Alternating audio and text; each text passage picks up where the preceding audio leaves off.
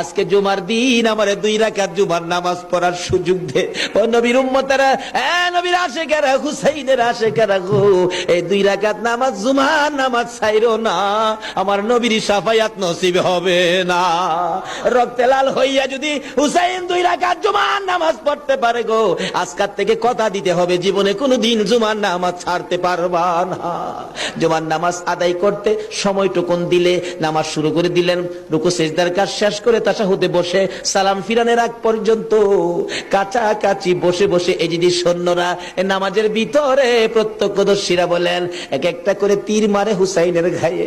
ডান দিক দিয়া যদি তীরটা মারতো, বাম দিক দিয়া বেরিয়ে যাইতো, সামনে দিয়া মারলে পিছন দিয়া বেরিয়ে যায়।